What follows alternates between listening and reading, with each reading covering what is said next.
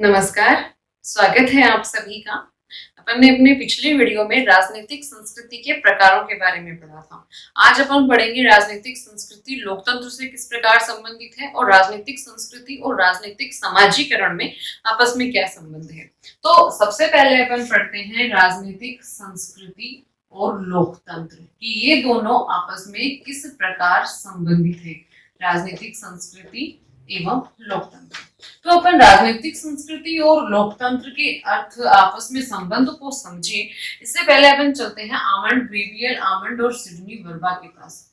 Gabriel almond और Sydney Verba ये दो ऐसे विचारक हैं जिन्होंने 1963 में एक किताब लिखी थी, राजनीतिक संस्कृति पर केंद्रित थी। उस किताब का नाम था द सिविक कल्चर। ये वेरी इंपॉर्टेंट है, सिविक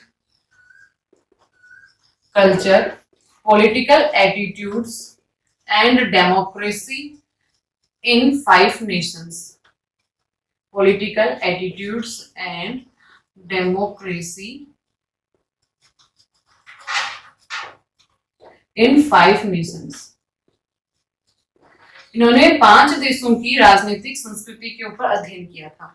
ये 5 देश कौन कौन से थे? इन 5 देशों की अपन बात करेंगे। ये 5 देश थे ब्रिटेन, इटली, मैक्सिको, जर्मनी और अमेरिका।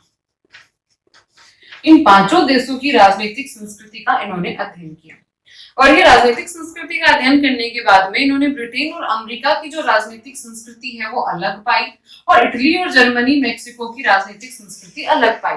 इनके बीच में क्या अंतर था, इनके अंतर के क्या कारण थे और इस अंतर का क्या प्रभाव वहां के लोकतंत्र पर पड़ा, वहां की राजनीतिक व्यवस्थाओं पर पड़ा, ये उन्होंने अपनी किताब के माध्यम से स्पष्ट किया। तो सबसे पहले अपन चलते हैं प्रथम और द्वितीय महायुद्ध। प्रथम और द्वितीय महायुद्ध के बाद में अगर अपन बात करें तो बहुत सारे तथ्य देखने को आए राजनीतिक विज्ञान के दृष्टिकोण में। सबसे पहला ये था कि अमेरिका और ब्रिटेन ये ऐसे देश थे जहां इन दोनों महायुद्धों से गुजरने के बाद भी यहाँ का लोकतंत्र सुचारू रहा, निरंतर रहा। इनका संवैधानिक ढांचा था वो लगातार सुचारू रूप से चलता रहा। जबकि इसके बजाय ऐसे देश जैसे कि इटली है, जैसे कि स्पेन है, जैसे कि जर्मनी है, इनके संवैधानिक ढांचे चरमराकर रह गए। मतलब यहाँ पर लोकतांत्रिक शासन व्यवस्था असफल हो गई, विफल हो गई। बाद में आगे थोड़ा सा अपन बढ़ते हैं तो 1950 से 60 के दशक में बहुत सारे राष्ट्र थे, नवोदित राष्ट्र थे, विकासशील देश थे जहां पर लोकतंत्र की स्थापना हुई थी, जिन्होंने संवैधानिक सिद्धांतों आधारित शासन व्यवस्था की स्थापना की थी। तो इनमें भी बहुत सारे देशों में संवैधानिक ढांचा विफल हो गया। बहुत सारे देशों में जो लोकतंत्रात्मक सरकारें थी वो गिर गई, सैनिक शासन आ गया, सैनिक सत्ता आ गई, या फिर वापस उन्होंने लोकतंत्र की स्थापना की, वापस एक लोकतंत्रात्मक शासन प्रणाली की स्थापना की। लेकिन कहीं की वो इतनी सुचारू रूप से, इतने सफल रूप से नहीं चल पाई जितनी की यहाँ अमेरिका और ब्रिटेन में चल रही थी। तो इसका कारण जब ढूंढा गया तो राजनीतिक संस्कृति उपागम का सहारा लिया गया और ये कारण स्पष्ट हुआ, ये कारण समझ में आया कि केवल संवैधानिक सिद्धांतों पर आधारित व्यवस्था होने से ही लोकतांत्रिक शासन प्रणाली की स्थापना नहीं होगी। एक ऐसे राजनीतिक पर्यावरण या राजनीतिक परिवेश की आवश्यकता है जिसकी वजह से लोकतंत्र सफल रहता है। मतलब कि लोकतंत्रात्मक शासन प्रणाली को सुचारू रखने के लिए एक प्रभावशाली, इसके अनुकूल, लोकतंत्र के अनुकूल राजनीतिक परिवेश की स्थापना करनी पड़ेगी और उस राजनीतिक परिवेश की स्थापना में जो महत्वपूर्ण भूमिका निभाएगी वो निभाएगी राजनीतिक संस्कृति। यानी कि राजनीतिक संस्कृति के द्वारा ऐसे राजनीतिक परिवेश का निर्माण होता है जो ये निर्धारित करता है कि देश की लोकतांत्रिक शासन व्यवस्था सफल होने वाली है या फिर देश की लोकतांत्रिक शासन व्यवस्था असफल होने वाली है। तो आमंड और वर्बा ने ये कहा कि किसी भी देश में लोकतंत्र कितना सफल है, लोकतंत्र कितना असफल है, लोकतंत्र कितना सुचारू रूप से काम कर रहा है, कितना निरंतर संवैधानिक व्यवस्था है वो सफल हो रही है, इसका जो कारण है वो राजनीतिक संस्कृति में अपन ढूंढ सकते हैं।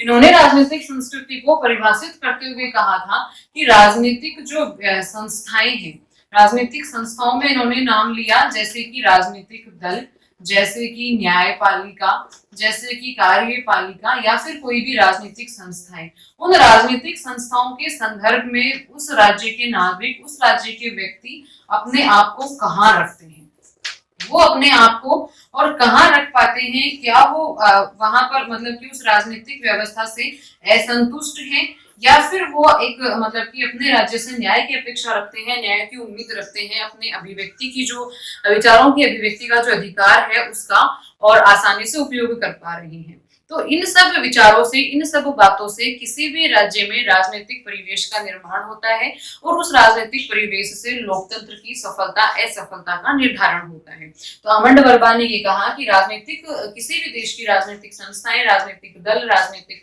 जो न्यायालय है, राजनीतिक कानून है, उनमें उन राजनीतिक कानूनों के संदर्भ में व्यक्ति अपने आप को कहाँ रखते हैं, इस बात से उस क्षेत्र विशेष की राजनीतिक संस्कृति का निर्माण होता है। और इसी कारण से अंतर आया ब्रिटेन, इटली, मेक्सिको, जर्मनी और अमेरिका की राजनीतिक संस्कृति में। तो इस प्रकार से राजनीतिक संस्कृति और लोकतंत्र स्पष्ट रूप से एक दूसरे से संबंधित हैं। जहां परिपक्व राजनीतिक संस्कृति होगी, लोगों की जागरूकता राज्य राजनीतिक संस्थाओं के प्रति, कानून के प्रति, नियमों के प्रति ज्यादा होगी, वहां लोकतंत्र ज्यादा स्थायी होगा। और जहां संकीर्ण स्तर की राजनीतिक संस्कृति पाई जाएगी, वहां लोकतंत्र की सफलता पर संशय रहेगा। अब अपना अगला टॉपिक लेते हैं अपन, राजनीतिक समाजीकरण और राजनीतिक संस्कृति। राजनीतिक समाजीकरण अपन ने पूरा पाठ पढ़ा था, तो अब राजनीतिक समाजीकरण है वो राजनीतिक संस्कृति को किस प्रकार प्रभावित करता है, यानी कि राजनीतिक समाजीकरण से राजनीतिक संस्कृति पर किस प्रकार का और प्रभाव पड़ता है, या किस प्रकार ये इसको प्रभावित करता है, किस प्रकार ये एक दूसरे से संबंधित है।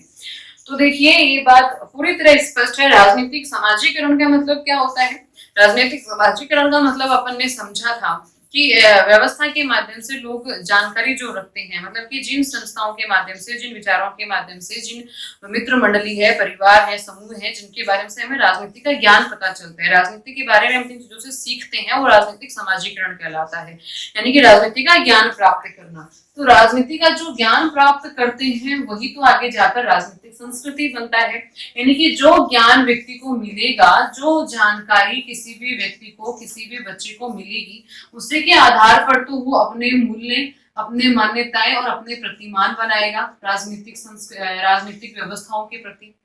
ठीक है, तो इससे साफ ही स्पष्ट होता है कि एक्चुअल में राजनीतिक जो समाजीकरण है वही राजनीतिक संस्कृति का निर्माण करता है, या राजनीतिक संस्कृति के निर्माण में एक बहुत बड़ी भूमिका अदा करता है। क्योंकि राजनीतिक समाजीकरण का मतलब ज्ञान प्राप्त करना, जानकारी प्राप्त करना, एक ऐसा साधन जिसके माध्यम से वो जानकारी, वो ज्ञान एक पीढ़ी से दूसरी पीढ़ी में स्थानांतरित होता है, आगे चलता रहता है।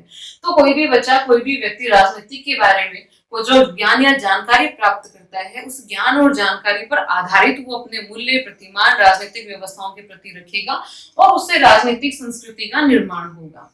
लेकिन इसका मतलब ये नहीं है कि वो बने बनाए ढांचे के अनुसार की राजनीतिक संस्कृति का निर्माण हो जाएगा। मतलब जो उसने सीखा वैसा का वैसा ही, जैसे कि जैसा पिता है वैसा ही उसका बेटा, या फिर जैसा शिक्षक है वैसा ही उसका शिष्य राजनीति के प्रति, राजनीतिक व्यवस्थाओं के प्रति मूल्य प्रतिमान रखेगा। निसंदेह उनमें परिवर्तन होता है राजनीतिक परिवेश के कारण, उसकी जानकारी के कारण, उसकी व्यवस्थाओं के कारण। लेकिन फिर भी जो मित्र मंडली है, जो अपन बात करें कि वो किन से सीखता है, मित्र मंडली से सीखता है, वो अपने परिवार से सीखता है, वो अपनी मान लीजिए जनसभा है उनसे सीखता है, या फिर जनसंचार के साधन है उनसे सीखता है। इन सब से वो जो कुछ भी सीखता है उनका संश्लेषण, विश्लेषण होकर, उनका मिश्रित रूप होकर उसके मूल्य मान्यताएं बनती हैं, यानी कि राजनीतिक संस्कृति का निर्माण होता है।